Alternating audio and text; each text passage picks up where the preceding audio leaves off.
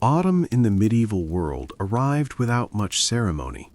It simply crept in, like an old friend who preferred not to knock, settling itself across the fields and rooftops with a cool breath and a thin layer of wood smoke.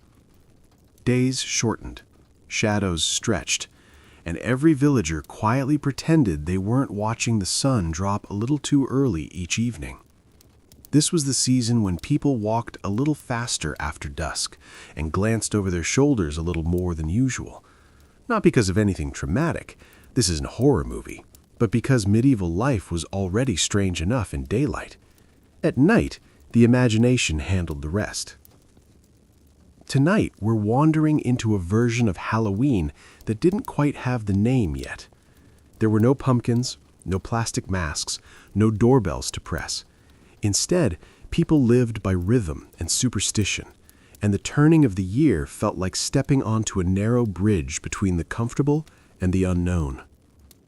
The air grew colder, the animals grew quieter, and villagers had just finished the great seasonal scramble of harvesting every apple, grain, and root before the frost could steal it. By the time late October arrived, people finally had a moment to stop, think, and realize that winter, with all its delightful inconveniences, was right around the corner. That thought alone was spooky enough. This time of year carried a certain weight, not frightening, just heavy, a feeling that the world was pausing, waiting, the kind of mood that makes even the most practical farmer wonder if something invisible might be wandering the lanes, politely checking on its old familiar haunts. After all, the nights felt thinner somehow, quieter, like the world was softer around the edges.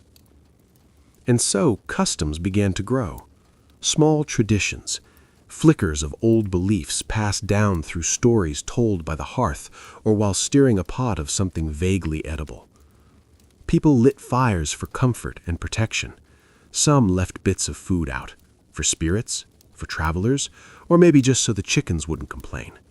Others wrapped themselves in cloaks and disguised their faces with soot, not to frighten anyone, but simply to blend in with whatever might be drifting through the village that night. Nothing was rushed, nothing was loud. The medieval version of this season was more like a quiet exhale at the end of harvest, a moment to settle into the dark, accept what was coming, and remind themselves that the world was full of mysteries they didn't need to solve tonight. And that is the journey we're taking together. A slow walk through medieval late autumn, the customs, the fears, the fires, the food, the strange and charming rituals that would one day help shape the Halloween we know now. So get comfortable. Let your mind drift with the smoke rising from old chimneys and settle into the soft, crackling quiet of the past. You're watching Boring Owl, where the nights are calm, the history is gentle, and you're welcome to drift as we begin.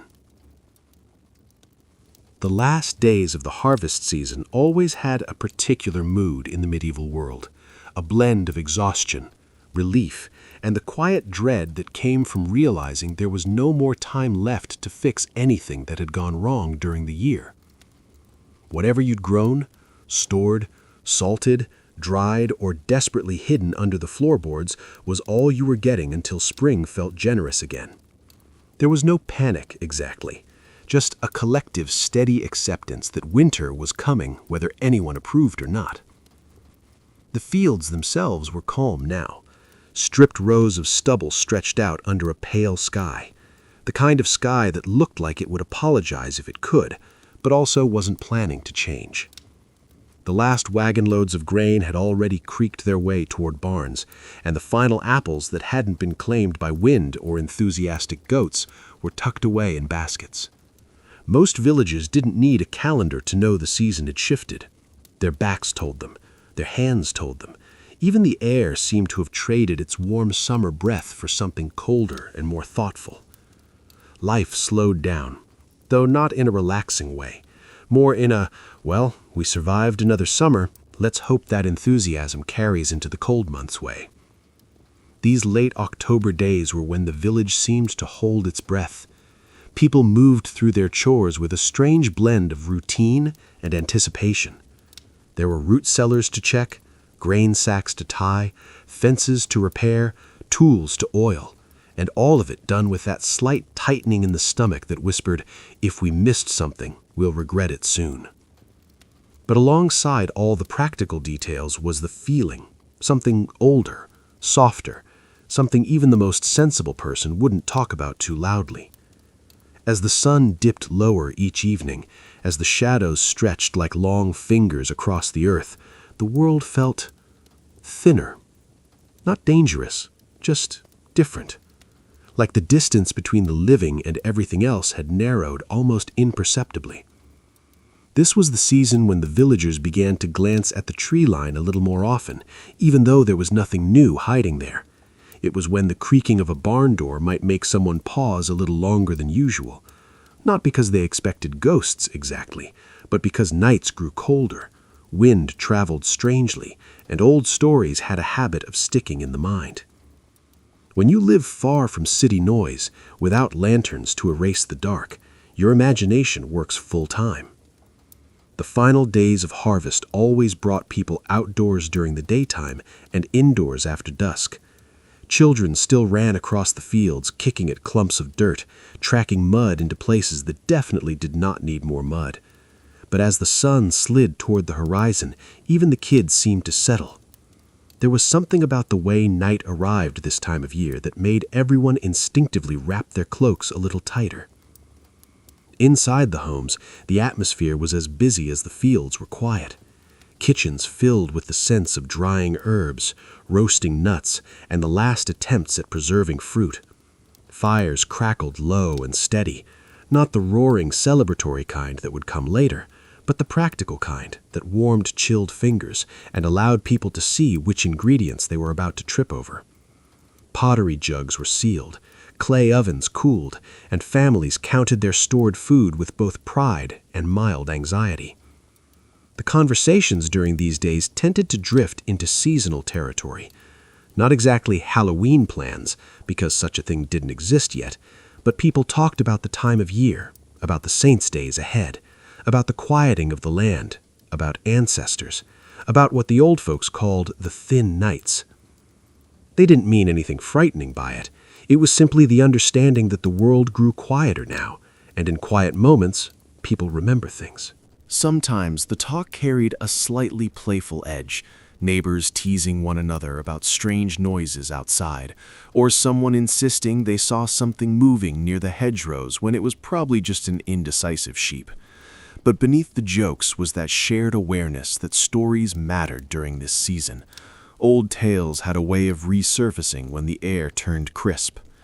Even the animals seemed to understand the shift. Livestock that had wandered lazily during summer now huddled closer to the barns. Dogs curled themselves near hearthstones, glancing toward the door only when the wind pushed it in with a soft thump.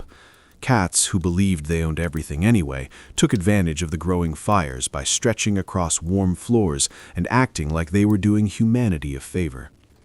And so, even without calling it Halloween, the season carried its own personality, a sense that the world was only partially visible, that just beyond the reach of the lantern light there might be something watching. Not maliciously, just curious, maybe even familiar. People didn't fear this idea, they simply accepted it, the way one accepts fog on a cold morning or a neighbor's questionable singing. The final harvest chores continued into the evenings, though few dared to stay out too late. Some tasks were simply better done before the dark arrived. For example, bringing in the last bundles of firewood was something no one wanted to do while shadows stretched across the yard. There was nothing wrong with shadows, of course. They were just shadows. But the human mind, especially the medieval one, had a tendency to fill them with possibilities. On some evenings, the village held small gatherings, a sort of communal acknowledgement that the heavy work was finished. Nothing extravagant, just shared bread, warm drinks, and soft talk near the hearth. People swapped stories, not because they believed every detail, but because stories felt appropriate this time of year. They were company, they were comfort, they were tradition. Some spoke of the boundary between seasons being thinner now, not quite a doorway, but more like a window left slightly open. Others mentioned that animals seemed to listen more carefully on these nights, as if hearing something the humans couldn't. A few talked about dreams, vivid ones, half-remembered ones, unsettling ones that seemed to echo old memories or lost faces. Dreams always grew stronger during this season, or at least people noticed them more. But no matter how the conversations drifted, there was a gentle rhythm to these evenings, a sense that people were quietly preparing themselves not just for winter, but for the one night that lingered on the edge of memory. The night when fires would climb higher, when disguises would appear, when stories would become more than stories. The night that hovered in the background of every harvest ritual, every whispered superstition, every shared glance toward the darkening road. Even if they didn't call it Halloween, they felt its shape forming in the days ahead. And as the final sheaves of grain were stored, as the barns were shut for the evening, and as families settled around their fires, the village eased into the last stretch of calm before the season truly shifted. Soon the customary night would arrive, the one where the world felt a little different, a little older, a little more awake than usual. For now, though, the villagers rested. They had earned the quiet. They had earned the calm. But the night was approaching, and they could feel it. Night always had a certain authority in the medieval world, but the nights around late October carried something extra, something impossible to name without sounding dramatic. It wasn't fear exactly, more like an awareness, a subtle tension in the air, the way a house feels right before a thunderstorm when everything goes a little too still and even the chickens look thoughtful for a moment. People didn't say they were afraid of this season. Fear was too strong, too bold, too obvious. What they felt was gentler yet deeper, a prickle behind the ribs, a sense that the world had expanded by just a fraction, enough to let old stories breathe again. The sun slipped away faster each day, leaving the horizon in a hurry as if it had better plans elsewhere.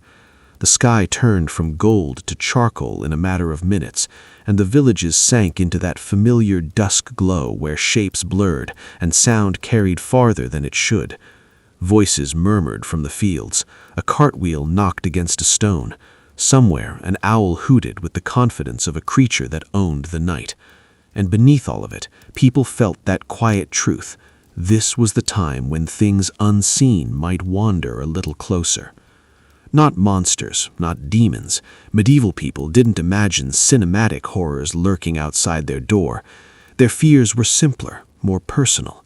They imagined restless ancestors, old neighbors, loved ones who had drifted into memory years ago but might still be passing through on chilly nights. A figure along the path, not hostile but simply out of place. The kind of presence you wouldn't run from, but you also wouldn't invite in without offering bread and hoping they didn't have any questions about where you kept the good G's. These beliefs weren't considered strange.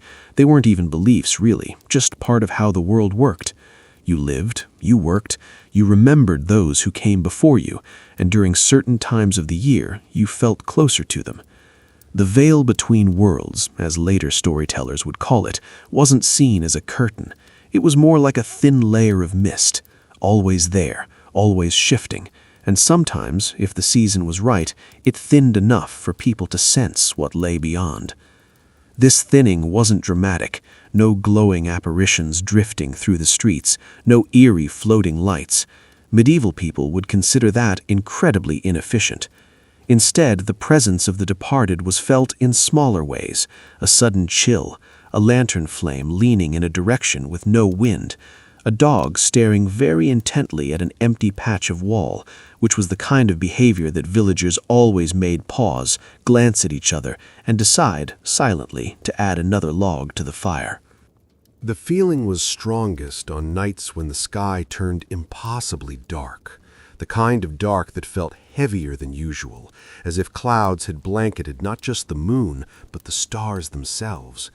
Without moonlight, the entire landscape seemed to fold inward, shrinking into small circles of firelight and whispered conversation. Villagers stayed closer to home, not because they expected danger, but because the outside world felt too large and too quiet all at once. And quiet, in the medieval world, was rarely a good sign. Inside their homes, families settled in for the kind of evenings that lasted longer than they realized. Candles glowed softly, their light flickering across wooden walls and the worn faces of people who had spent their days working, their evenings cooking, and their nights wishing their beds were slightly less lumpy. The air smelled of smoke, dried herbs, and the faint scent of damp wool, a fragrance one could politely call traditional. These were the nights when stories came out, not in a staged, theatrical way, but naturally, woven into the rhythm of the room. No one announced, "Let me tell a story." They simply let their memories drift into words. Someone would mention an old relative gone many winters ago, and someone else would swear they had dreamt of that same person just the night before. Another might recall hearing footsteps outside after dusk. Maybe it was a deer. Maybe it wasn't. No one needed a conclusion. The story itself was enough. Children listened with wide eyes, not frightened, but fascinated. They didn't need encouragement to imagine worlds beyond their own. They grew up knowing life was full of things they didn't fully understand. Strange lights in the woods, sudden storms, seasonal sicknesses, unexpected good luck, and the odd rustling in the rafters that was hopefully just a mouse. When grown-ups talked about spirits walking the night, children accepted it with the same seriousness they gave to warnings about picking green berries or chasing chickens too close to the river.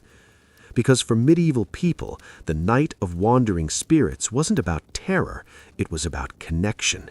It was about remembering their place in the long story of their community.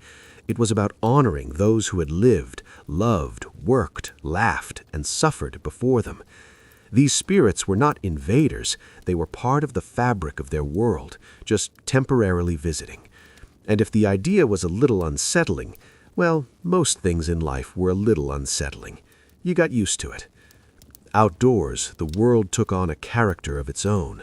Houses stood in quiet clusters, roofs dusted with the cold breath of autumn. Trees swayed gently in the wind, their branches scratching softly against one another, a sound that in other seasons might have been ignored, but now seemed strangely alive.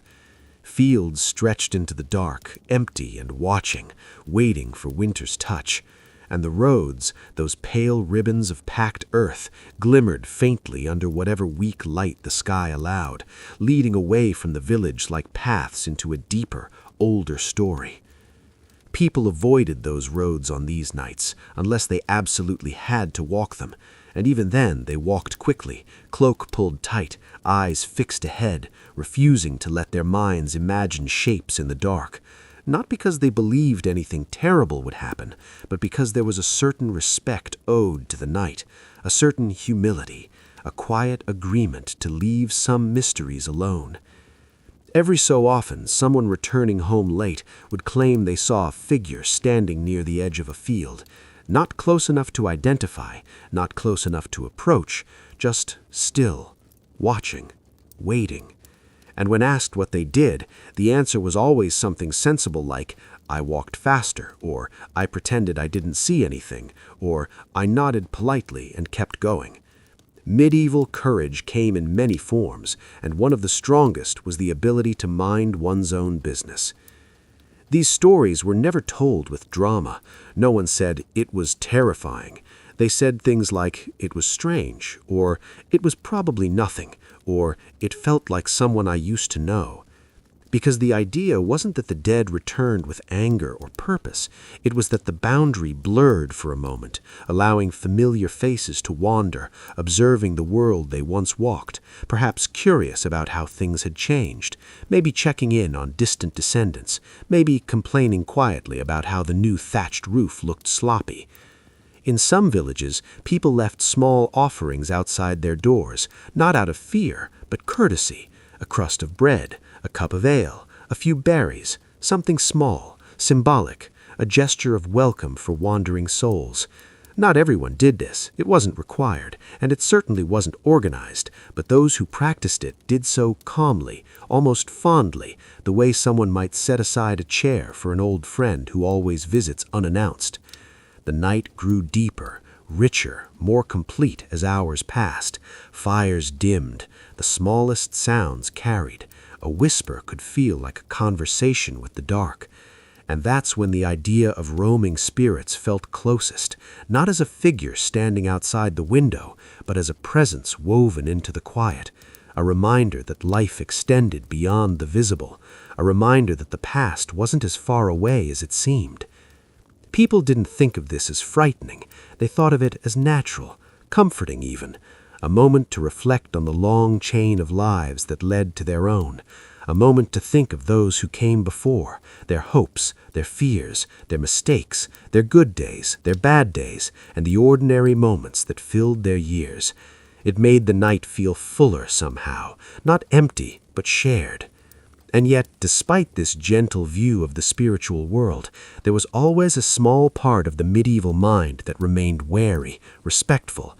Even when the spirits were imagined as peaceful, no one wanted to test that peacefulness too directly, which is why people stayed indoors, stayed close to the fire, and stayed in the company of familiar faces. The night belonged to spirits, yes, but the home belonged to the living. And so the hours passed, quietly, thoughtfully, wrapped in the soft glow of candlelight and the creaking of old beams. Villagers drifted towards sleep one by one, even as the wind brushed against their walls, and the world outside settled into its own deep stillness. This was the night when spirits walked, not loudly, not boldly, just present, wandering softly through the paths they once knew, lingering in memories, drifting through the thin places in the world. And the villagers, lying under heavy blankets, listened to the night with half-closed eyes, knowing, in the gentle, ancient way people always seemed to know, that they were not alone. If there was ever a moment in the medieval year when people could, even briefly, pretend to be someone else, it was during this season. Not for mischief, not for excitement, and certainly not for fashion. Medieval fashion largely consisted of, is it warm? Good enough. But when the thin nights arrived and the feeling of wandering spirits settled over the village, people reached for a very old, very practical idea: blending in. This wasn't about costumes the way we think of them now. No elaborate outfits, no masks carved from pumpkins or plaster, no black capes billowing dramatically behind anyone.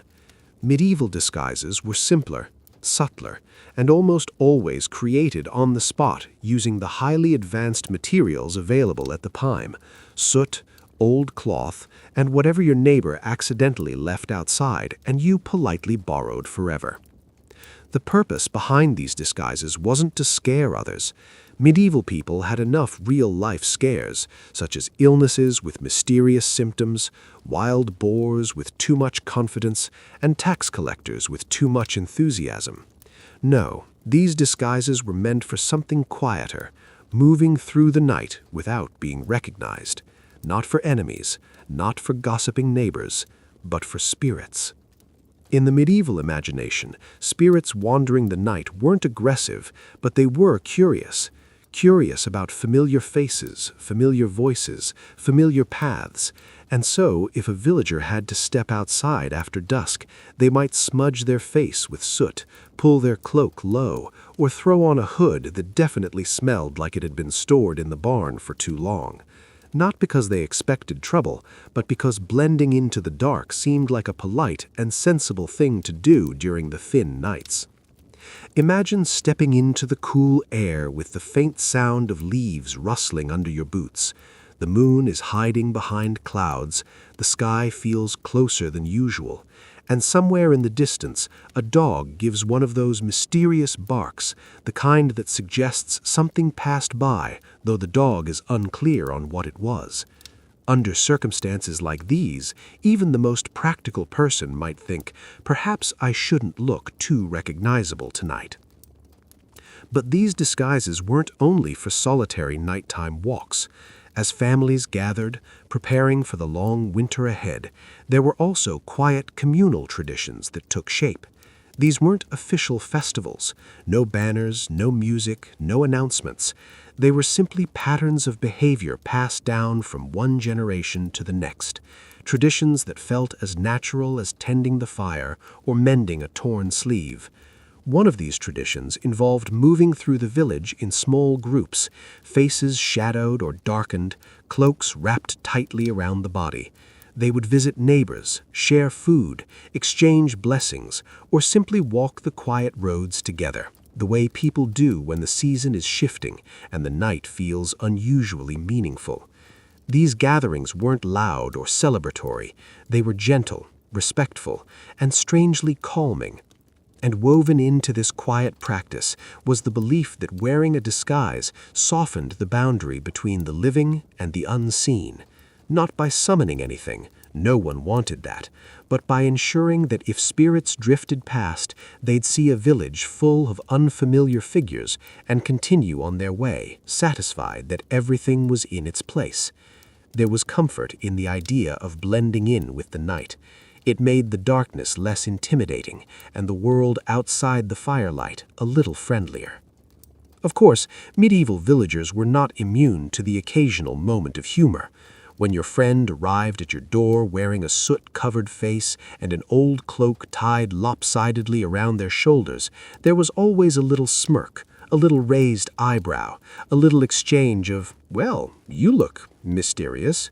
But underneath the teasing was real understanding. Everyone took these traditions seriously, even if they didn't say it outright. These disguises also created a rare opportunity for anonymity in a world where everyone knew everyone else's business. Villages were small. Privacy was a luxury. So if you tripped outside your house, 3 people would comment on it at the well the next morning. So on these nights, when the disguises came out and figures drifted through the dusk looking nearly identical, there was a strange freedom. You could walk past your neighbor without being recognized, and for a brief moment feel like you were part of something larger, something beyond daily life. Parents passed these customs to their children in quiet, practical ways. A mother might gently rub soot onto her child's cheeks, not in the intention of frightening anyone, but to teach that old practices mattered. A father might adjust a cloak, tying the knot just right, while reminding the child not to stray far from the group. Children took the whole thing seriously, of course, because putting soot on your face was arguably the most exciting thing that had happened all week. Walking through the village during these nights was an experience in itself. The dark felt softer, as if padded by centuries of tradition.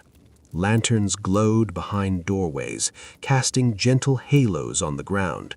The air smelled of earth, smoke, and the last traces of harvested crops.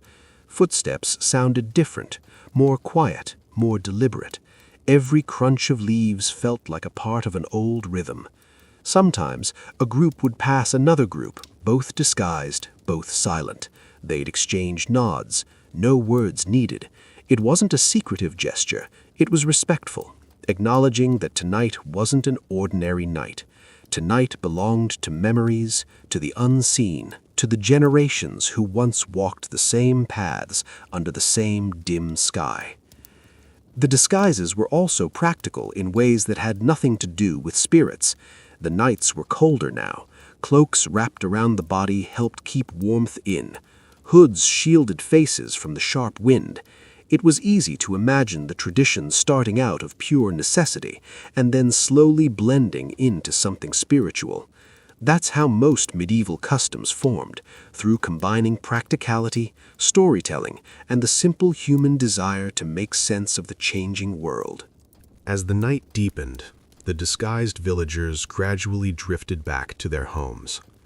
They shook the soot from their fingers, hung their cloaks near the fire, and returned to the rhythm of settling into sleep. Indoors, the warm glow of candles softened the space.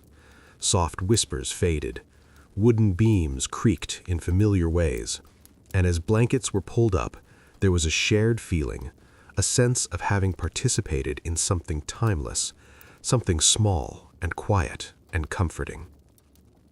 For some, the disguises and the evening walks were a reminder of childhood. For others, a link to elders who had taught them the same ritual with the same gentle hands. And for everyone, it was a way of acknowledging the season without stirring fear or inviting questions no one really wanted answered. Because at its heart, the medieval practice of disguising oneself on these thin nights wasn't about transformation, it was about harmony. It was about moving through the dark with respect. It was about remembering that the world held more than what the eye could see, and finding a way to walk through that world gracefully. As the fires dimmed in each home and the village settled into sleep, the disguises hung quietly by the hearth, still carrying the faint scent of smoke. The night outside grew hushed, thoughtful, ancient. And somewhere in that quiet, the tradition continued, not in grand gestures, but in the simple understanding that blending into the shadows, just for a night, allowed people to feel connected to both the world they loved and the mysteries they didn't need to explain. Night settles quietly over the medieval village, the kind of darkness that feels thicker than it should, as if the sky has decided to pull a heavy blanket over the world. People move slower now, as though the air has become slightly syrupy, and every sound seems to stretch out longer than it needs to. This is the stage where Halloween, or what would eventually inspire it, changes shape. The sun dips, the hearths flicker awake, and everyone begins preparing for the part of the evening that mixes equal parts superstition, comfort, and a touch of dramatic flair. Medieval people loved drama, just not the kind that involved unnecessary excitement. Too much excitement was suspicious. Calm anxiety was perfectly acceptable. The village lanes grow quieter, except for the crunch of boots over leaves, or the occasional bleating of a goat who doesn't appreciate being locked indoors early. Most people stay inside, not because anything dangerous prowls the night, but because they firmly believe something might if they don't behave as though it will. And belief, especially in a dimly lit century, can feel just as convincing as proof. Inside the houses, families sit around the fire with a seriousness that makes the flames feel like honored guests. The room smells faintly of wood smoke, root vegetables, and wool. 3 scents that do not argue with each other and therefore dominate most medieval evenings. Parents tell their children stories, not to scare them, but to gently remind them that there is an order to things, and Halloween, or its medieval equivalent, is simply a night when that order loosens slightly, like a belt after supper. These fireside stories are not the kind told with sharp jumps or sudden twists. They drift softly, like steam rising from a warm pot, meandering through old legends about spirits who wander fields or linger near crossroads. Most of these spirits are harmless, or at least predictable. They respect them the same way you respect someone who likes their personal space. Leave an offering, stay polite, don't act foolish, and everything will be fine. It's a very manageable arrangement. Children listen with half-heavy eyelids, absorbing every detail even as they pretend to be braver than they feel. The adults speak slowly, choosing their words with the same care they'd use when pulling warm bread from the oven.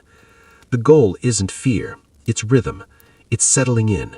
It's creating that cocoon-like feeling where the outside world feels slightly farther away, slightly quieter, slightly softened around the edges. A perfect bedtime atmosphere disguised as cultural tradition. As the hours pass, the fire becomes the unofficial clock of the evening. Each crackle marks another moment drifting into the dark. Shadows shift lazily across the walls, stretching when someone moves and shrinking when someone settles again. The only true sense of time comes from how much the embers glow. When they begin to dim, everyone knows they're slipping deeper into the night. Some houses place small offerings near windows or doorways, just in case. A little bread, a few dried berries, something simple enough to appease a wandering soul, but humble enough not to suggest wealth. Medieval people had very practical relationships with the unseen. Protect the home, honor the spirits, and never tempt anything. It's all very low effort, which makes it soothing in its own way. Outside, the village seems to breathe slowly. Smoke trails from chimneys like long sighs. The moon rises if it feels like cooperating, and stays hidden if it doesn't, which villagers interpret as either a blessing or a test, depending on their mood. Occasionally, someone might extinguish their lantern early, believing darkness itself can keep the night calm. Others keep an extra candle lit for reassurance.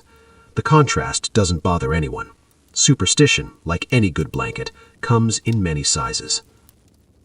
There are moments when the wind slips between the houses, brushing against the thatched roofs with a softness that feels intentional. People tend to whisper when that happens, not because the wind is dangerous, but because they've been taught that certain silences deserve respect. Medieval Halloween nights are full of those silences. Soft pauses between breaths, soft listening moments, little reminders that the world feels larger after sunset. Even the animals behave differently. Dogs curl closer to hearths, tails tucked neatly. Cats stare into corners as if they see something mildly interesting, but not worth alarming the humans about. Horses in stables shift their weight occasionally, creating low, sleepy noises that blend into the murmuring calm of the night. Everything slows, everything settles, everything folds gently into the dark. If anyone must go outside, for water or animals or a task they forgot earlier, they do so with slow, deliberate steps. Not fearful steps, just respectful ones. The night is treated like a sleeping guest, best not to wake it unnecessarily. People keep their cloaks drawn tight and their lanterns low to avoid casting large, unpredictable shadows. Shadows are fine, but unnecessary enthusiasm in shadow production is not recommended. This is a village that prefers its drama at a simmer. As the night deepens, households grow quieter still. The fire draws down to soft orange coals, glowing steadily like a heartbeat. Voices fall to whispers. A sense of peaceful expectancy fills every space. It's not dread, it's tradition. The kind of tradition that encourages everyone to slow down, breathe deeply, and appreciate the steady safety of familiar walls. Halloween in medieval times is less about thrills and more about settling into a comfortable stillness, the sort that encourages long, drifting thoughts and a warm heaviness behind the eyes. Outside, the world continues its slow turning. The air chills slightly. Leaves tumble lazily. The boundary between the living and the lost feels thinner, not because anything dramatic is happening, but because the whole world seems to hold itself very, very gently. People believe that this softness is when spirits move easiest. Whether or not that's true is less important than the feeling it creates, a quiet awareness that makes the night feel thoughtful rather than dangerous. Eventually, families decide to sleep. Beds are simple, straw-filled, warm enough when you settle in. Blankets piled high. The last ember glows faintly, offering a final wink of orange light before surrendering to the dark. The room becomes comfortably dim, and the quiet deepens in a way that feels less empty and more protective. The night wraps around the house like a second layer of insulation. Halloween in medieval times is not the loud, costume-filled celebration we know now. It's a soft ritual of slowing down, a night where stories drift like smoke, superstitions act like gentle reminders, and firelight creates small pockets of safety in a vast, patient darkness. Everything moves in unhurried rhythms. Everything leans into calm. Everything feels like the world is exhaling. And in that hush, the villagers finally drift into sleep, guided by tradition, comforted by familiarity, and lulled by the soft glow of a night that is far more soothing than it ever tries to be frightening. By the time the village wakes the next morning, the air still carries a faint echo of last night's softness. Dawn stretches itself slowly across the sky, the kind of pale light that seems unsure whether it should hurry or let the world wake up on its own. Medieval mornings are never in a rush, and this one feels especially unhurried. The festivities, the offerings, the whispered stories, they all lingered gently in the atmosphere, as if the night left a thin layer of quiet on every rooftop. Smoke begins curling from chimneys again, not to banish spirits or impress neighbors, but simply to coax warmth back into the walls. The first villagers out of their homes move carefully, stepping as though the ground itself is still waking up. Even the animals stretch in that sleepy, unbothered way that suggests they know more about calm living than humans ever will. People talk about the night, but never loudly. Loudness has never been part of this holiday's personality. Instead, they speak in soft tones while fetching water or tending to the morning chores, sharing little observations: who heard the wind whispering near the gate, which dog barked at nothing in particular, and which child insisted they saw a flicker of movement near the field. Most of these stories are gently humored, not dismissed. Medieval villagers are practical, but they'll always leave a small space for the possibility that something unseen moved through the shadows. Even the fields seem to remember the night. Dew gathers thick on leaves, shimmering in a way that feels slightly theatrical, like nature adding its own subtle commentary. The scarecrows, patchwork figures of sticks and worn tunics, stand frozen in their usual positions, but villagers glance at them twice today. Not because they expect movement, but because tradition has taught them that the boundary between the living and the almost living deserves respect the morning after Halloween. It's a polite sort of superstition, like saying "excuse me" before passing a shelf full of breakable pottery. Inside the houses, the sense of calm continues. Morning meals are simple and warm, meant to settle stomachs and reassure everyone that the world has returned to normal. Bowls of porridge, crusts of bread, whatever vegetables survived the cold. Nothing fancy, but everything comforting. Families sit near the fire again, though the mood is lighter now, less cautious. Cups clink gently. Someone might hum. Children sneak glances toward windows, just in case any curious ghosts decided to linger for breakfast. People tidy up the offerings left from the night before, grateful if nothing disturbed them, even more grateful if something appears to have taken a polite nibble. A missing berry or shifted crust can spark an entire morning of speculation. Not fear, just mild excitement. The medieval equivalent of reading a mysterious note on your doorstep. Maybe a bird, maybe a stray cat, maybe something else. No one will claim certainty, and no one needs to. The ambiguity is half the charm.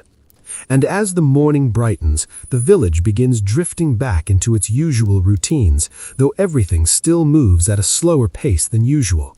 The day after this holiday always feels like the world is wearing a warm cloak too comfortable to remove. People mend tools, gather firewood, check on neighbors, and tend to their livestock with the quiet contentment of a community that has successfully navigated another sacred evening. The atmosphere feels slightly tender, like everyone is taking care not to disturb whatever fragile magic the night left behind. Some villagers even linger near the fields or the boundary paths longer than necessary, letting their eyes wander over the landscape. They look for footprints that shouldn't be there, or unexpected patterns in the frost, or anything that hints at a traveler who does not walk by daylight. Not because they expect danger, but because humans across all centuries enjoy the soft thrill of maybe. It's a small, harmless kind of wonder. Eventually, the church bells ring, a grounded reminder that life continues as steadily as ever before. People move towards the sound, some with a sense of relief, others with a slight reluctance, as though stepping back into routine feels a little too abrupt after such a gentle night. Inside the church, candles burn quietly, and the interior smells of wax, wood, and thyme. The priests speak of order, protection, and gratitude, messages meant to ease minds, though no one was particularly troubled to begin with. Medieval communities have an interesting relationship with reassurance. They appreciate it even when they don't need it. Afterward, villagers gather outside for small conversations, sharing last bits of folklore, or discussing why their animals acted strangely or didn't. There's a soft camaraderie in this shared reflection, the kind that comes from experiencing a night steeped in tradition. No one brags or tells exaggerated tales. Medieval modesty doesn't allow for theatrics. Instead, people exchange calm, thoughtful remarks, as though they're comparing dreams they half remember. As the day moves toward afternoon, Tasks become more purposeful. Wood chopping echoes through the village. Looms begin their steady rhythm. Milk is churned. Tools ring as they strike metal or stone. Life returns to its practical cadence. But even in the rhythm of chores, there's a lingering awareness that last night was different, softer, and a reminder that the world's mysteries don't always arrive with loud announcements. Sometimes they show up quietly, like a whisper you aren't entirely sure you heard. Children carry the sense of the night longest. They play near the edge of the fields, using sticks as imaginary charms or swords, depending on their mood. They reenact the stories told by the fire, speaking in hushed voices, as though imitating adults makes the stories more real. Some dare each other to approach the scarecrow or the edge of the woods, not to prove bravery, but simply to feel that little flutter in the chest that comes from stepping near a place where the world feels thin. Innocent curiosity is a kind of enchantment all on its own. By evening, the village fully settles again. The night arrives without ceremony, and people return to their homes with the comfortable certainty that tonight will be ordinary. Fires crackle, meals simmer. The wind hums through the thatched roofs in a familiar, domestic way. The atmosphere is peaceful again, but now with a new layer of appreciation, because the contrast between an ordinary night and a quietly enchanted one makes both feel richer. As darkness deepens, a sense of gratitude rolls over the village like a gentle wave. Last night reminded them that the world holds mysteries, but most of them are patient, harmless, and respectful. It reminded them that stories have a purpose beyond entertainment. They anchor generations, they guide behavior, and they offer comfort, even when wrapped in the thin fabric of superstition. It reminded them that some traditions exist simply to soften the edges of the world. When people finally drift towards sleep again, it's with the same slow ease as the night before, but without the subtle vigilance. The walls feel solid, the fires glow steadily, the quiet is restful instead of expectant. Medieval Halloween doesn't leave behind fear, it leaves behind a deeper sense of calm, a feeling that the world is held together by old customs and soft murmurs that keep the night gentle. The holiday is over, but its presence lingers like a faint, warm scent in the air, and the villagers, familiar with this rhythm, embrace it without question, letting the peace settle into their bones as they close their eyes and drift quietly into another well-earned sleep. As the village settles into the days following its quiet Halloween night, life resumes with a steady, familiar rhythm, but something small and almost unnoticeable lingers beneath the surface. Not fear, nothing dramatic or cinematic, more like a subtle shift in awareness, the sort of feeling you get when a dream stays with you after waking. The medieval world is full of these lingering impressions, shaped by stories, tradition, and the kind of spirituality that doesn't ask for explanations. People simply feel things, and feelings often become part of the landscape.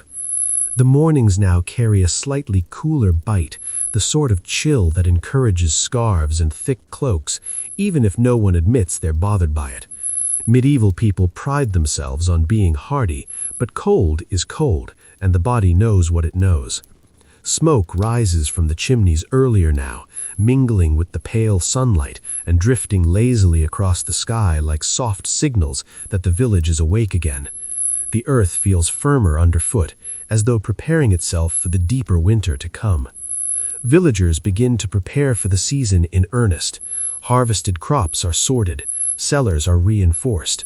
Firewood is stacked carefully along the sides of houses, creating neat walls of logs that speak to how seriously everyone takes the quiet months.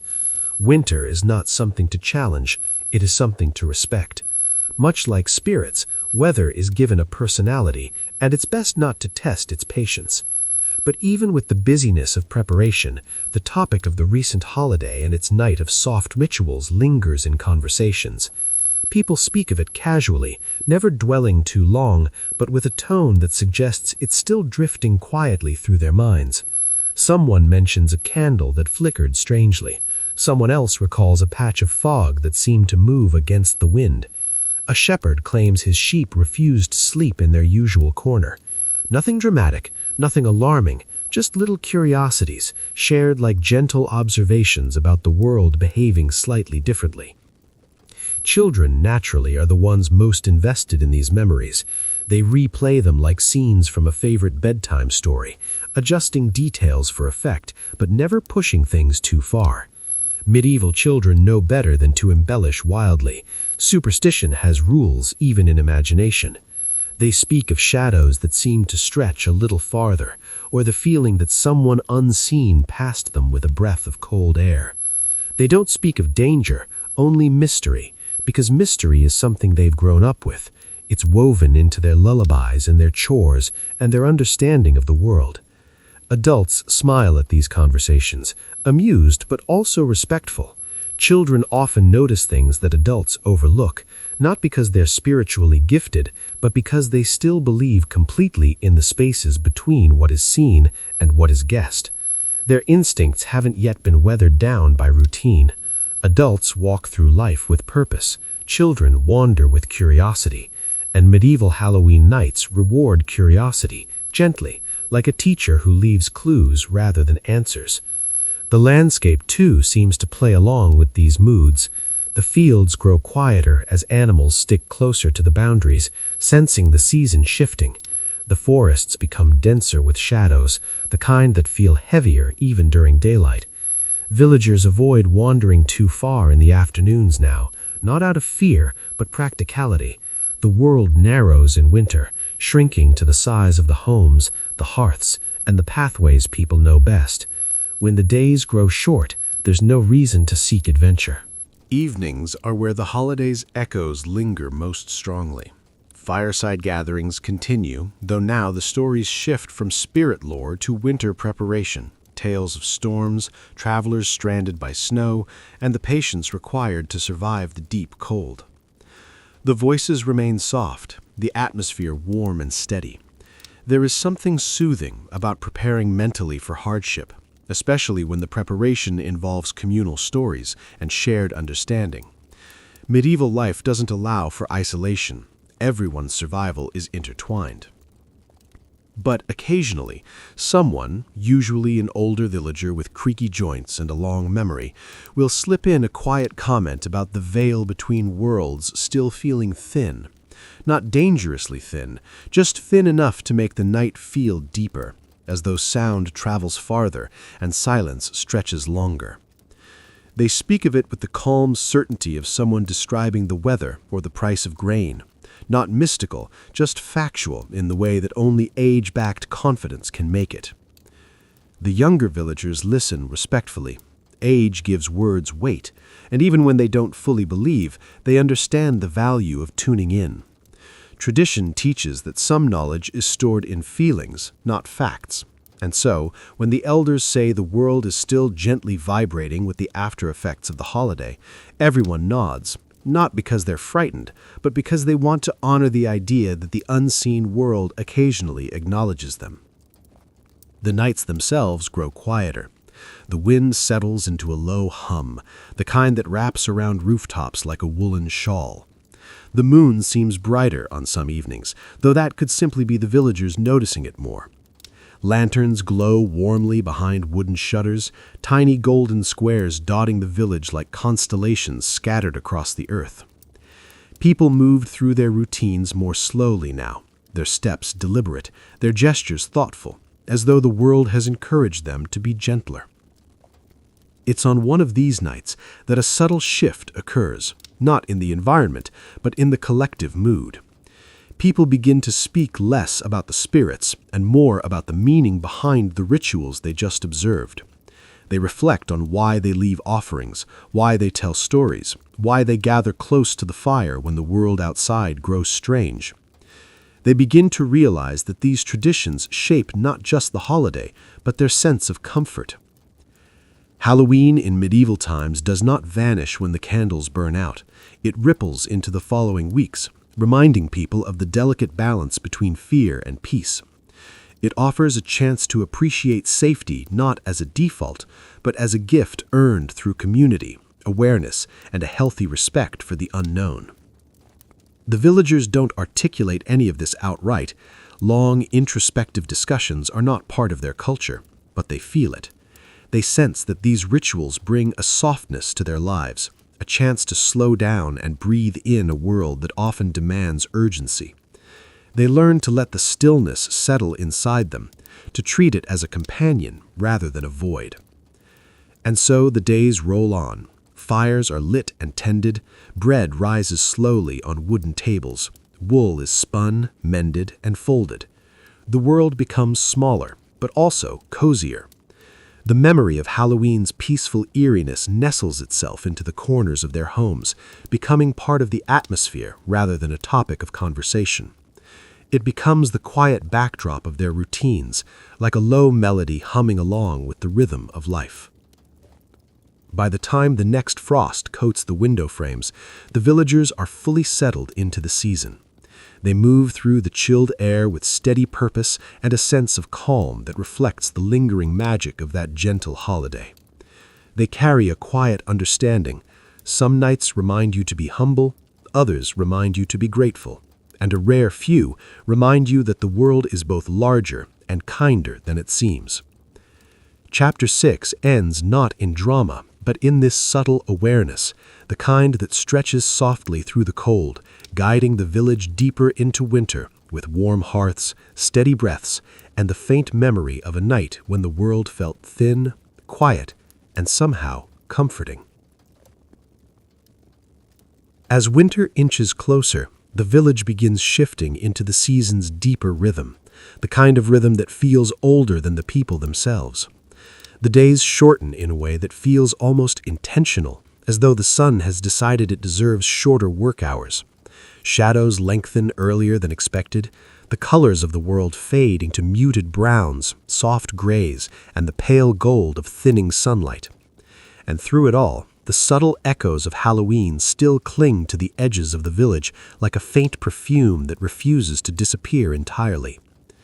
In medieval life, people don't mark time by calendars as much as by sensations. The air tastes colder, the soil stiffens, the world feels quieter. And so villagers know that this is the time when the stories they told on Halloween start drifting back into their minds, especially in the evenings when the wind carries that soft whispering tone that seems to glide between houses. The nights feel different now, not because anything supernatural moves through them, but because everyone is more aware. Once you've spent a night acknowledging the unseen, it's hard to completely ignore it afterward. So when darkness comes early, people naturally become a little more thoughtful. They shut their shutters with deliberate hands.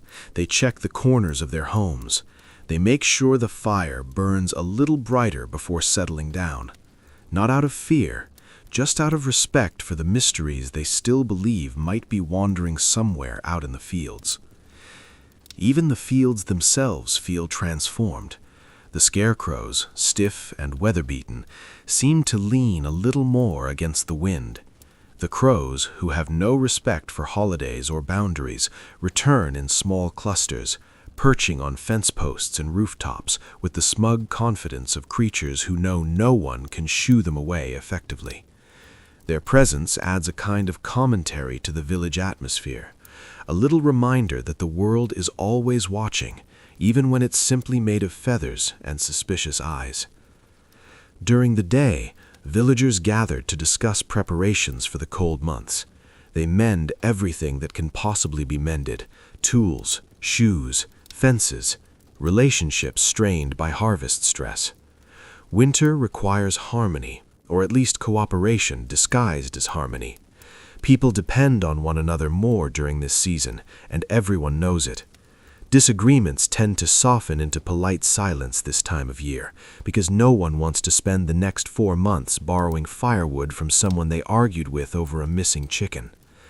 And yet, despite the responsibilities weighing on their daily lives, conversations still drift back to the holiday.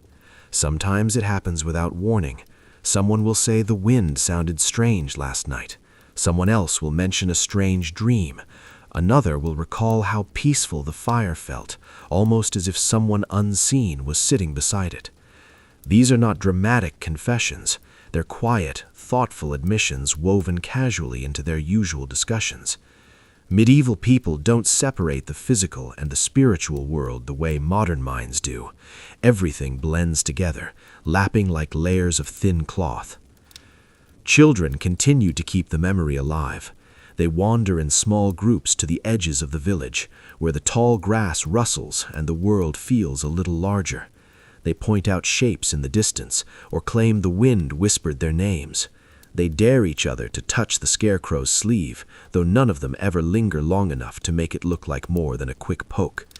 Their games keep the atmosphere playful instead of frightening, turning superstitions into gentle curiosities instead of dark omens. Adults watch them from a distance with a mix of affection and relief. Children's laughter always has a way of anchoring the village, reminding everyone that not every unexplained sound or strange moment needs a heavy interpretation. Sometimes a rustle is just a rustle. Sometimes a shadow is simply doing what shadows do. The holiday may have stirred old beliefs, but children help soften them into harmless wonder.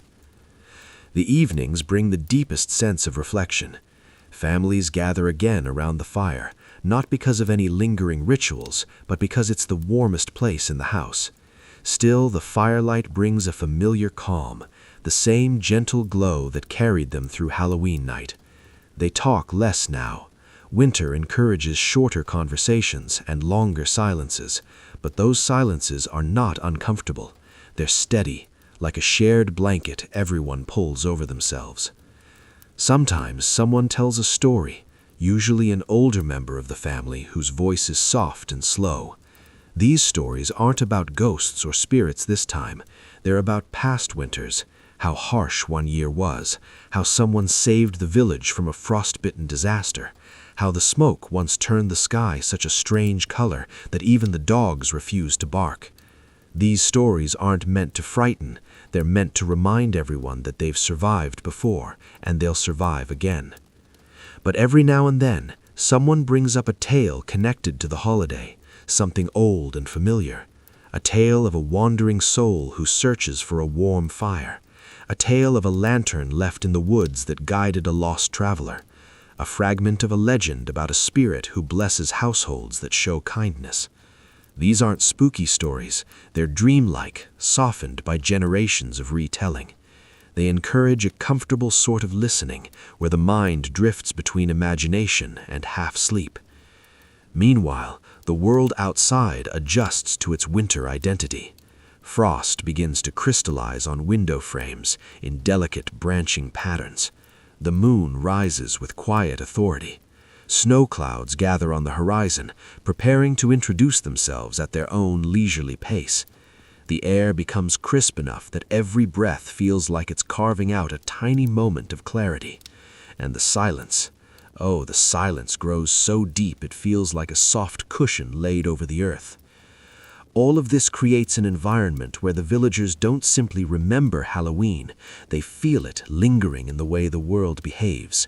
They recognize the similarities in the quiet, the sense of closeness, the awareness that they are small pieces of something vast and ancient, and instead of feeling threatened, they feel comforted. Medieval people understand the value of being tiny in a big world. It means you don't have to carry everything alone. As the days pass, the mood continues to mellow. People move with a gentle caution, the kind that comes from living in a season where everything requires a little extra thought. They carry lanterns earlier, wrap cloaks tighter, and check on neighbors more often.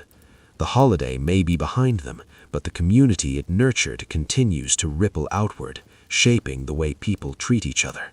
In many ways, this lingering spirit of connection is the quiet heart of the medieval season. Halloween was never meant to be frightening.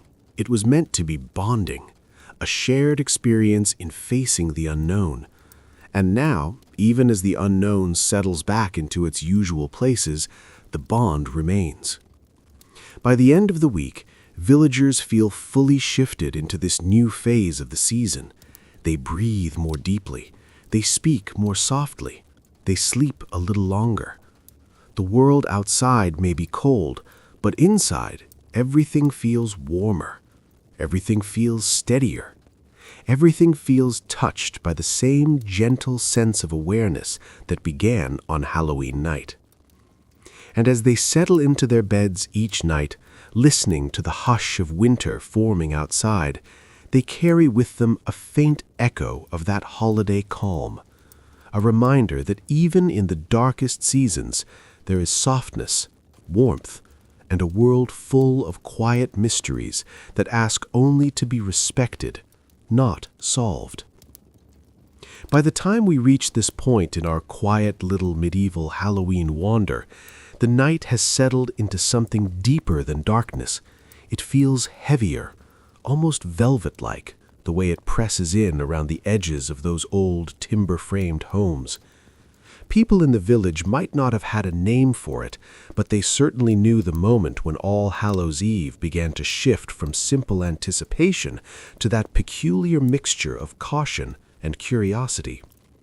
And after everything we've watched them do, lighting their hearths, whispering charms, placing bread on windowsills, guarding doorways with ordinary objects that were suddenly protective, it makes sense that the 8th turn of this story belongs to what happened once most of the village had gone quiet, or at least tried to. Because Halloween in medieval times wasn't simply a sequence of rituals, it was a mood, a very practical, rural sort of mood, but still a mood. And late into the evening, things became more internal, less about what you did to your house and more about what you did to your mind, which, if we're honest, is what most people still do, just with better lighting, fewer cows, and less superstition involving old iron farm tools. The families would settle in for the night, gathering closer to the fire, letting it be the centerpiece of comfort. They weren't really storytelling for entertainment at this point. They were passing time in a way that helped everyone pretend that they weren't listening for sounds outside. The wind had a habit of sliding between the boards of poorly sealed homes, and when it did, it often carried noises with it, rustling branches, shifting thatch, distant animal calls. On a normal night, these things blended into the ordinary landscape of country living, but on All Hallows' Eve, everything seemed amplified. And so families leaned toward each other. Someone would speak softly, always softly, as if raising their voice might attract the attention of something passing by the house. The children tried to look brave, the adults tried to look braver. Even the family dog, if they had one, seemed to sense that tonight required extra awareness, which probably didn't help anyone relax. While the fire crackled, the conversation almost always drifted to the same themes: who they had lost that year, whose memory felt particularly close, and which small things around the house reminded them of those people. Medieval folks didn't separate grief from daily life the way modern people do. They carried it everywhere. It lived in their clothes, their work, their routines. And Halloween gave them permission to actually acknowledge it, not in a dramatic way, just quietly, thoughtfully, in a tone that let the younger ones in the family understand that remembering someone wasn't something to fear. It's important to keep in mind that Halloween wasn't spooky fun to them. It was solemn and gentle, with a thin layer of unease humming underneath like a soft instrument being played somewhere out of sight. You could almost imagine the whole countryside exhaling at the same time, knowing that this night had to be crossed, like a little bridge between two states of being. They didn't have scientific explanations for this tension, so they used rituals to manage it. They used warmth, light, familiar voices, and even though they didn't know it, they were doing something psychologically smart, creating a sense of control in a world without much control at all. Outside, the night kept doing what nights do. The moon moved its slow, predictable arc across the sky. The animals in the woods continued going about their animal business, sometimes making unfortunate noises that echoed a bit too loudly for comfort. Farther away, the church bells remained silent, They only rang on feast days or emergencies, and Hallows' Eve was neither. Silence was the soundtrack of the evening, except for the occasional clatter from a kitchen pot settling on a shelf or wood shifting inside the hearth. Inside each home, people began preparing for sleep. Not deep sleep. Medieval folks rarely slept through the night, but something like a first rest. Beds were arranged, wool blankets were pulled closer, and embers were banked to last until morning. Everything took on a slower rhythm. The door was checked again, even if it had already been checked twice. There was a practical logic to this, of course, but there was also a tiny whisper of just in case that no one admitted out loud. And as the village dimmed into near silence, another part of medieval Halloween came alive: dreams. People believed the veil didn't just thin outside, it thinned inside their minds as well. Dreams on this night were interpreted with more seriousness than dreams on other nights. A peaceful dream was considered something like a blessing. A dream about a deceased relative was seen as a message, and a frightening dream was chalked up to the influence of wandering spirits rather than the extremely logical combination of anxiety, cold air, and poorly ventilated fires. Dreams mattered because they gave shape to the emotions people carried but didn't express openly. Fear, longing, hope, unresolved grief, those things were easier to process in stories told by the mind during sleep. Medieval people didn't call it psychology, they just accepted it. They had a talent for making peace with the intangible, even when it unnerved them. And while the village slept, or attempted to, something else subtle happened. The world outside shifted toward dawn. Slowly, gently, the horizon began preparing to lighten. Not enough to see, not enough to change anything yet, but enough to signal that this long night was beginning to loosen. The tension that had wrapped itself around the village for hours started to fade, almost like mist dissolving. Some families stirred, not fully awake, just turning in their beds. The dog might sigh. Someone might mumble in their sleep. The fire, now mostly embers, gave off a faint glow that wasn't quite warm, but wasn't gone either. The house smelled like wood smoke and wool, and the faint tang of herbs burned earlier in the evening. It was domestic and grounding, the kind of environment that gently coaxed the mind away from the idea of wandering spirits and back into the ordinary work of being human. And yet, there was still a bit of night left, a sliver of time where the darkness held on, refusing to yield too easily. In that small pocket of almost morning, people remained suspended between wakefulness and sleep. This was when the old superstitions whispered the loudest. If anyone was going to imagine they heard footsteps outside, it was now. If anyone felt the presence of a lost loved one, it was during this fragile moment before dawn officially claimed the sky. Occasionally, a rooster would crow early, calling out before the first line of sunlight appeared.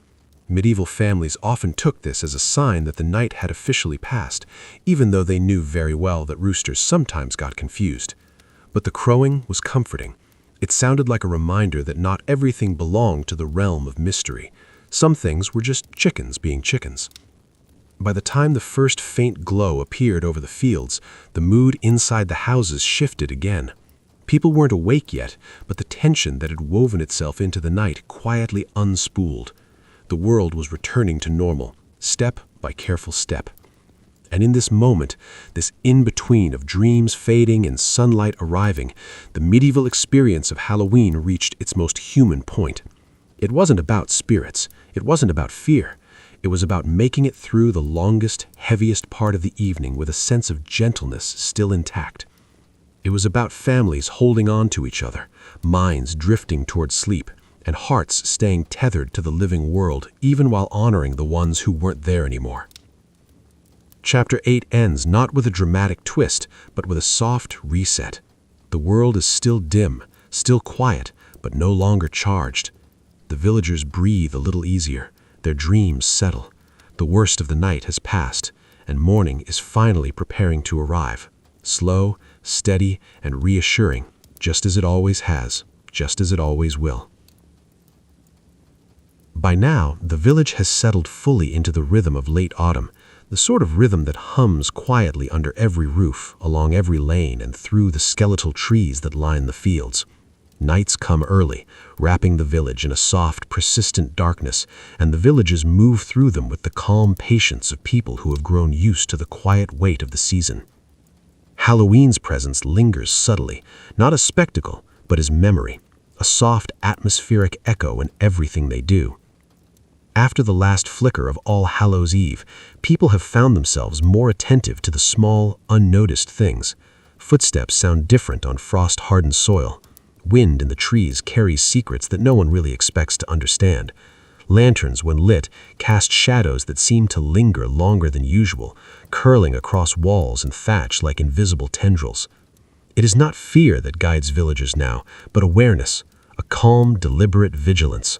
Medieval people, practical as they are, accept these sensations without panic, letting them become part of the background of their daily lives. Inside homes, fires are tended more often. Logs are stacked carefully, their alignment considered much for efficiency as for the aesthetic reassurance of order. Every spark and crackle seems slightly more meaningful after a night when the world itself felt thinner, more permeable. The hearth is no longer merely a source of warmth, it is a focal point of comfort, the anchor around which the household's life continues, quietly and steadily. Children play near it, practicing patience while their attention drifts from shadow to ember to imagined shape in the corner of the room. The villagers' routines remain grounded in practicality, yet the atmosphere carries a subtle layer of reflection. As they chop wood, repair tools, and prepare for the cold months ahead, their movements are steady, unhurried. It is as if the memory of a night when the world felt slightly larger, slightly more mysterious, encourages them to slow down, to breathe, to notice. The mundane and the magical coexist in these moments with a gentle balance, creating a rhythm that is part survival, part ritual, and part quiet celebration of continuity. At the edges of the village, the natural world participates in its own understated way. The skeletal trees sway with an almost imperceptible grace, their shadows stretching long across frost-tinged fields. Animals behave differently now, responding to the shorter days and cooler nights. Crows gather and scatter, their movements deliberate yet seemingly arbitrary. Horses stamp in their stables, aware of the shifting air, sensing the arrival of colder months. Even the streams appear quieter, flowing more thoughtfully, as if aware that the humans around them are particularly attentive. Evenings, more than any other time, become a bridge between the past and present. Families gather near the fire, soft voices narrating memories, recounting small moments that tether them to the continuity of their world. Stories are passed in measured tones, never exaggerated. There's no need for drama, the night itself provides atmosphere. Sometimes these stories include fragments from Halloween, mentions of a fleeting shadow, the rustle of unseen wings, or the glow of a distant lantern in the fog, but always tempered by gentle humor or practical insight. The spirits of the holiday have faded, yet their influence persists as subtle guidance for behavior and observation. Children, ever curious, retain the holiday's lessons most vividly. They walk the perimeter of the village with soft steps, testing the boundaries of what is known. They touch frost-crusted leaves, point at branches swaying in the wind, and whisper observations to each other, as if conversing with invisible entities. Play becomes a rehearsal of caution and curiosity, a way to understand the world and one another without fear.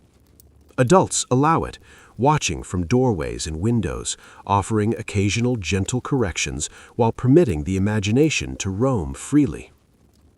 Within homes, the night deepens, and firelight becomes more than illumination. It is a comfort, a constant in the otherwise mutable world of winter approaches. Embers glow steadily, reflecting off wooden beams and stone hearths. The atmosphere is quiet, but alive, thick with the accumulated awareness of countless previous nights. Medieval villagers are skilled at extracting reassurance from simple things: the flicker of firelight, the warmth of cloth, the predictable presence of neighbors and animals. In this way, ordinary objects carry extraordinary significance, quietly shaping perception and emotion. Sleep begins earlier now. People retire to their beds with awareness of the night outside and acknowledgement of its still, watchful presence. Dreams are expected, not feared. They are vessels for the mind to carry on its own small rituals, echoing lessons learned from the previous night. Some dream of shadows that behave oddly, some of fleeting figures that offer guidance, and some of quiet landscapes filled with the same gentle tension that made Halloween nights memorable. These dreams are absorbed as natural extensions of daily life rather than extraordinary intrusions. Even with such sleep, the village remains alert in subtle ways.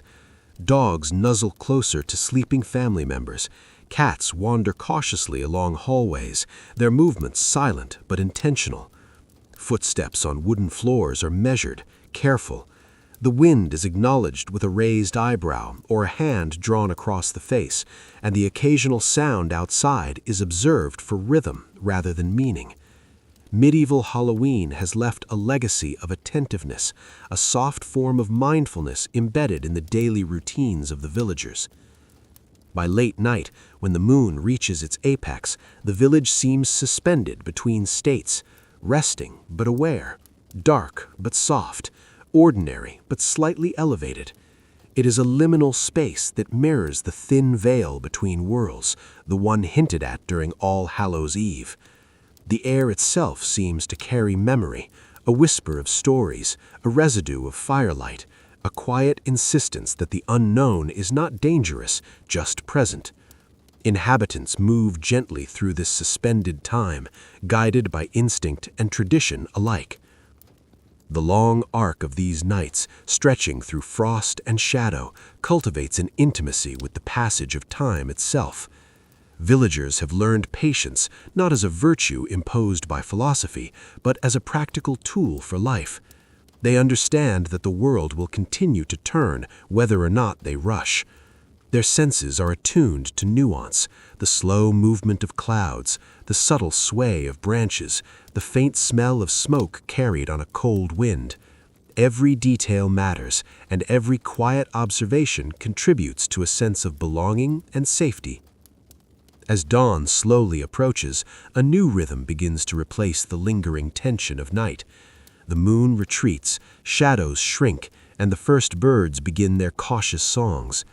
The village stirs gradually, awakening with measured steps, the awareness cultivated over the past nights guiding their movements.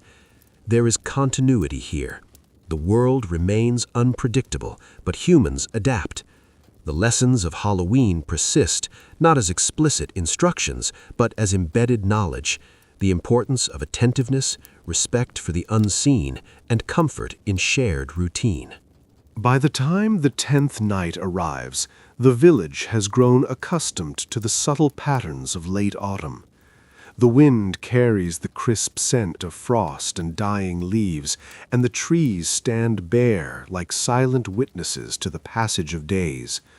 People move through their routines with calm precision, tending fires, repairing tools, stacking wood, feeding animals. Life is practical, structured, yet quietly infused with the lingering sense of All Hallows' Eve, which, though long past, has left an imprint on the rhythm of the village. It has introduced a layer of attentiveness, an almost imperceptible hum beneath the ordinary flow of days. Evenings now arrive with a familiarity that carries its own comfort. The sky darkens earlier, and shadows stretch lazily across fields, rooftops, and the narrow lanes between homes. Lanterns glow from windows, small squares of golden reassurance. Families gather near hearths, the flames crackling in soft, measured cadence, providing warmth and light in equal measure. Conversation is subdued, voices deliberate, often drifting toward reflections rather than lively storytelling. The lessons of previous nights, the quiet acknowledgement of the unknown, persist in the way people speak, move, and listen. Children are most attuned to the subtleties of these nights. They wander near the edges of the village, moving through frost-crisped grass, pausing to inspect shapes formed by fallen leaves or the way moonlight strikes the tips of fences. They whisper observations to each other. The wind sounded odd last night. The cat refused to cross the yard. The scarecrow seemed to lean a little farther than usual.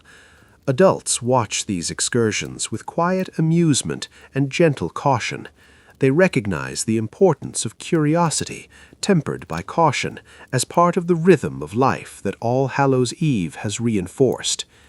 Within the homes, the fires take on an almost ceremonial role, though unspoken. The flicker of flame across timber beams, the subtle warmth radiating through stone and wood, becomes a point of focus, a reminder that human life continues steadily, even as the nights grow longer. People tend embers with care, not just for heat, but for the reassurance that small, deliberate actions can anchor the household against uncertainty. Medieval Halloween has taught them this lesson indirectly. The unseen world exists, yes, but order and attention hold it at a manageable distance. Outside, the natural world continues its quiet interplay with human awareness. Crows and ravens gather in predictable clusters, their calls echoing faintly across empty fields. Small animals scuttle through the underbrush, aware of the human presence but undisturbed by it. Frost glints along the edges of stones and wooden fences, making ordinary surfaces appear delicate and magical in equal measure. These small details are not feared, only noted. The villagers have grown adept at observing and interpreting such signals, the lessons of All Hallows' Eve refining their attentiveness and patience. As night deepens, families settle into their habitual positions around the fire. Conversations drift to seasonal preparations, repairs, and plans for the coming cold months, but every so often, a fragment of memory from the holiday slips in. Someone recalls a strange flicker in the hearth that seemed almost intentional, a sound carried on the wind, or the comforting presence of an unseen observer that night. These moments are never discussed dramatically. They are observed, acknowledged, and folded into the fabric of the household's shared experience. Superstition and practicality coexist seamlessly, creating an atmosphere of gentle mindfulness. Dreams are given particular weight on these nights. Villagers recognize that the boundary between sleep and waking is thin, that the mind processes unseen patterns while the body rests. Peaceful dreams are interpreted as affirmation, frightening ones as warnings to act with caution or kindness, and unusual ones as reminders of the thin veil that Halloween has exposed. In this way, even unconscious hours become part of the village's careful navigation of the world. Night is not something to overcome, it is something to honor, anticipate, and use as guidance. The rhythm of nocturnal observation extends to small, seemingly insignificant rituals. Dogs are allowed to curl close to beds, cats roam quietly, and the occasional floor creak is acknowledged without alarm. This attentiveness is the legacy of Halloween, the ability to balance awareness with comfort, curiosity with caution, and observation with rest. It is a skill refined over generations, cultivated through repetition and necessity. By the later hours of the night, the village seems suspended in a quiet liminality. Shadows and moonlight shift imperceptibly, creating a world where imagination and reality coexist. Families breathe steadily, the occasional cough or sigh blending into the soft, rhythmic hum of the night. Fires glow faintly, sending amber reflections across walls and ceilings, marking the passing of hours without need for clock or alarm. The atmosphere is steady, safe, and almost hypnotic in its consistency. And then, as if on cue, a faint change signals the approach of dawn. Light begins to seep along the horizon, stretching slowly into lanes, fields, and the interiors of homes. The transition is gentle, almost ceremonial, a reminder that nights, no matter how profound or mysterious, are always followed by days. The villagers, still in various states of rest or light activity, feel this change subtly, their bodies and minds prepared by experience for the world's predictable cycles. In these moments, the lessons of medieval Halloween crystallize. It is not the spectacle that matters, nor dramatic encounters with spirits. It is the cultivation of attention, the reinforcement of community bonds, and the deep acknowledgement of life's rhythm. The holiday's quiet influence shapes movement, speech, and thought in ways both practical and profound. The villagers' awareness, heightened by prior night's experiences, allows them to navigate the darkness with calm confidence while honoring the unseen possibilities around them. In this atmosphere of poised reflection, the village, now aware and attentive, continues its nocturnal rhythm with measured steps, watchful eyes, and a gentle acceptance of life's uncertainties. The soft glow of firelight and early dawn signals a delicate balance. The world contains mysteries, but human observation, patience, and communal care provide reassurance, warmth, and continuity. Each house, each family, each child and adult participates in this quiet orchestration of life and night, a careful, deliberate dance between the known and the unknowable, shaped by traditions that are centuries old, yet profoundly human. As the village approaches the penultimate night in our journey through medieval Halloween, a sense of settled awareness hangs over the streets and fields. The villagers have adapted to the patterns of late autumn, and their movements carry a steady rhythm born of necessity, tradition, and a gentle respect for the unseen. Nights have become a mixture of quiet observation and practical routine, each household cultivating warmth, light, and calm in ways that echo the lessons of All Hallows' Eve. It is not fear that guides them now, but a measured attentiveness that allows them to navigate the darkness without alarm. Inside homes, the fires burn reliably, a comforting pulse in each room. Families gather close, whispering quietly over the hum of crackling embers. Conversations touch on seasonal chores, minor repairs, and daily tasks, but occasionally drift into memories of the holiday. Someone recalls a candle that flickered unusually, a sound that carried farther than expected, or the gentle shift of shadows along a wall. These observations are shared matter-of-factly, never dramatized, and are absorbed into the communal understanding that the world contains both the known and the subtly unknown. Medieval people have a unique way of balancing these two realms, acknowledging mystery without letting it disrupt the order of life. Children continue to play near the periphery of the village, moving carefully through frost-laced fields, whispering to one another about shapes in the shadows or sounds carried by the wind. Their games mimic what they have observed from adults: patience, curiosity, and cautious respect for forces beyond their comprehension. Adults watch from doorways and windows, occasionally offering guidance, but mostly allowing the children to explore their small, imaginative rituals. This participation is more than play. It is a form of education, teaching attention, care, and the ability to live within a world that is not entirely under human control. Even the animals contribute to the rhythm of the village. Dogs settle near their owners' beds, providing warmth and a quiet presence that reassures even the most cautious members of the household. Cats wander silently, observing and occasionally startling anyone who underestimates their awareness. Horses shift in their stalls with soft noises, aware of the human activity but unfazed. These small presences form part of the ecosystem of attentiveness that medieval villagers cultivate, not out of superstition alone, but out of a practical understanding that awareness can preserve comfort, safety, and cohesion.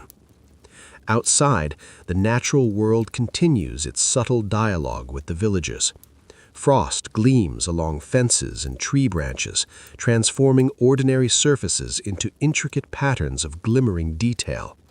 Birds move in deliberate, measured patterns, their calls echoing faintly across fields. The wind carries scents of wood smoke, damp leaves, and the faint tang of earth preparing for frost. These elements are noted carefully, interpreted with a mix of practical observation and cultural understanding. Every season teaches lessons, and Halloween's lingering influence has sharpened their attentiveness, embedding an awareness that extends even to the smallest, quietest details. As night deepens, families prepare for sleep, balancing rest with vigilance. Beds are arranged thoughtfully, blankets drawn close, and embers banked to last through the cold hours.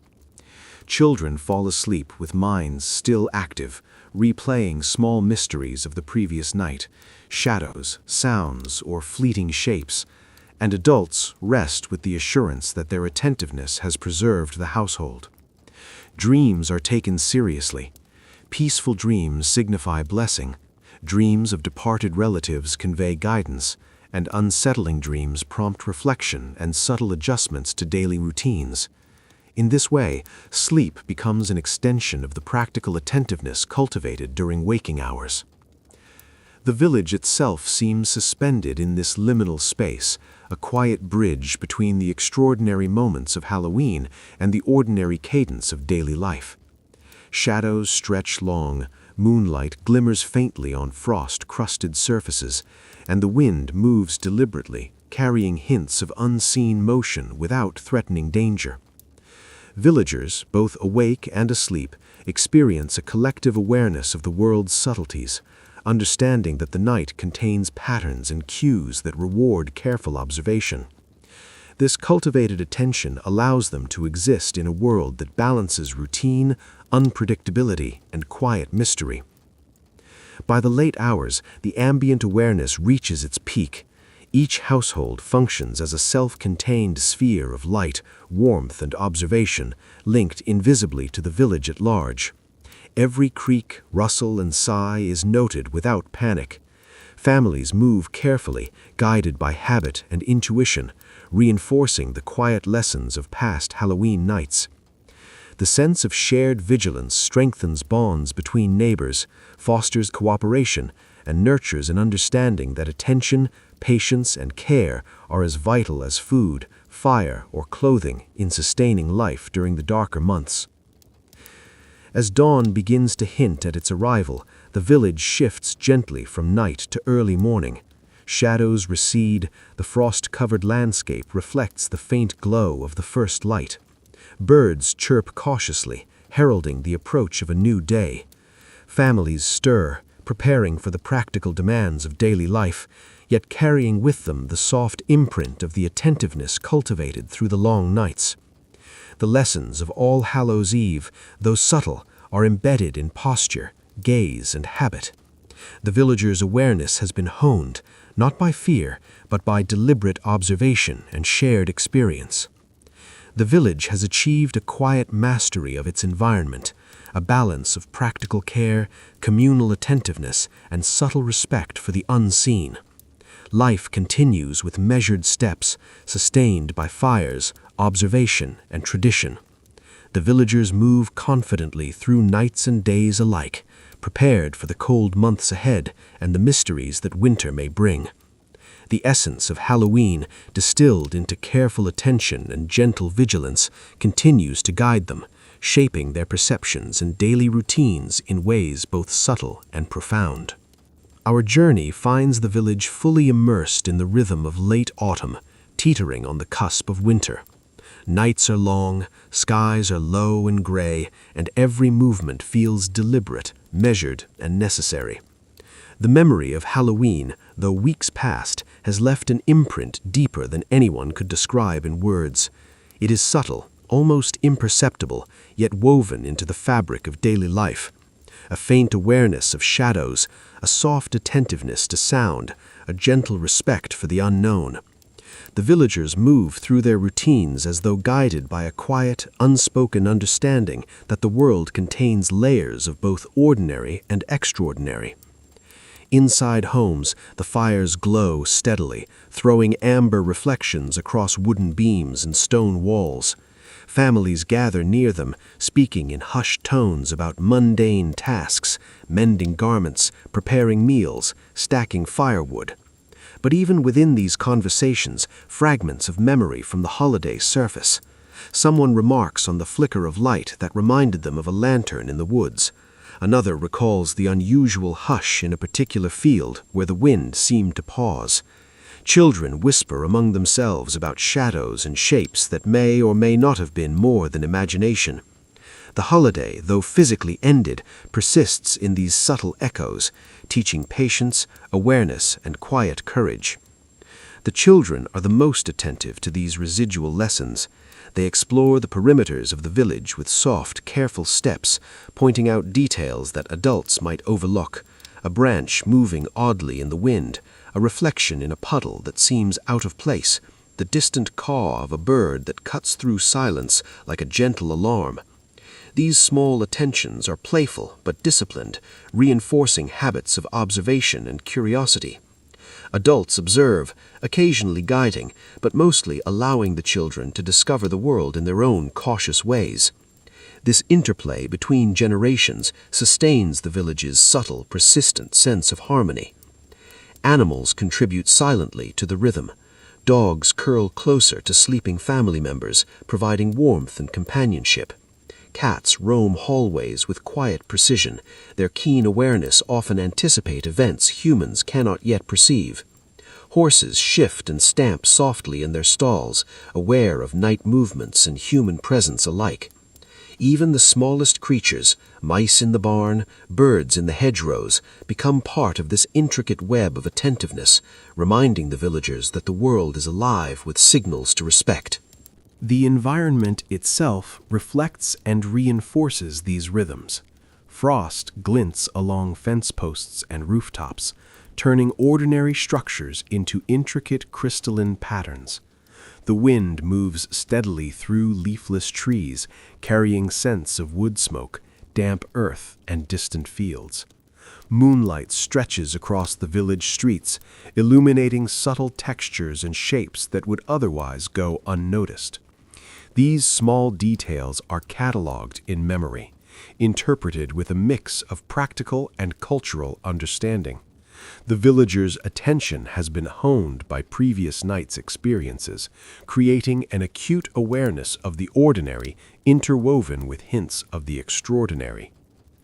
Evenings are calm but alive with reflection. Families settle near fires, not for spectacle, but for the continuity it provides. Conversations drift naturally toward shared memories, subtle observations, and quiet plans for the coming days. Stories may mention fragments of Halloween, but always with measured tone and gentle humor, never with exaggeration. The emphasis is on observation, on attentiveness, and on fostering a communal sense of reassurance. The holiday has imparted a rhythm that continues to guide behavior, thoughts, and interactions. Sleep is approached deliberately. Beds are prepared carefully, blankets tucked securely, fires banked to last until morning.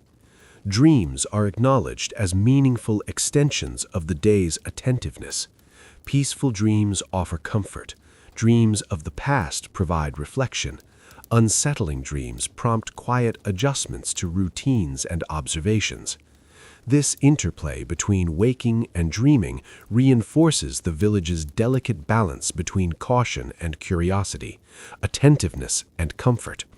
The lessons of Halloween are internalized, shaping both behavior and perception. Throughout the village, an overarching sense of continuity pervades. Each household operates as its own small, self-contained universe of light, warmth, and watchfulness, yet all are linked through shared practices, mutual awareness, and tradition. Minor sounds, creaking beams, shifting embers, distant animal calls are noticed and absorbed without alarm. The villagers move with care, guided by experience, intuition, and communal reinforcement. Even in the absence of overt spectacle or supernatural encounter, the holiday's influence is present in every action, glance, and gesture. As the long night gradually yields to the first faint traces of dawn, a soft transition occurs. Shadows shrink, frost catches the first light, birds begin their tentative calls, and the village stirs. This moment embodies the central lesson of medieval Halloween, the acknowledgement of unseen forces, the cultivation of attentiveness, and the quiet reinforcement of communal bonds. Mystery is accepted, not feared. Observation is rewarded. Community is strengthened. Life continues with measured confidence, even as darkness and uncertainty remain constants beyond human control. By morning, the village has fully integrated the lessons of the season. Families prepare for the practical demands of the day, yet carry within them the subtle, enduring awareness that was first awakened on Halloween night. Fires burn steadily, animals move with purpose, children play attentively, and adults conduct daily tasks with deliberate care. Every element of life reflects the enduring imprint of rituals, observations, and quiet attentiveness that the holiday instilled. The villagers, shaped by memory and tradition, navigate their world with patience, respect, and gentle vigilance. In these final moments, it becomes clear that medieval Halloween is not about fear, spectacle, or dramatic encounters. It is about cultivating awareness, nurturing community, and creating a measured relationship with the unknown. It is about understanding that the world is larger than any individual, yet humans can navigate it safely and meaningfully through attentiveness, cooperation, and the careful integration of observation into daily life. The holiday leaves a subtle, persistent legacy, one that shapes perception, guides behavior, and fosters calm resilience in the face of both darkness and uncertainty. Fires glow steadily, shadows recede, and the first light of morning illuminates a world prepared for winter. The lessons of All Hallows' Eve have been absorbed into the rhythm of daily life: attentiveness, patience, curiosity, and respect for the unknown. Medieval Halloween, though past, continues to shape perception, behavior, and community, ensuring that the villagers move forward with confidence, grace, and an enduring sense of quiet wonder.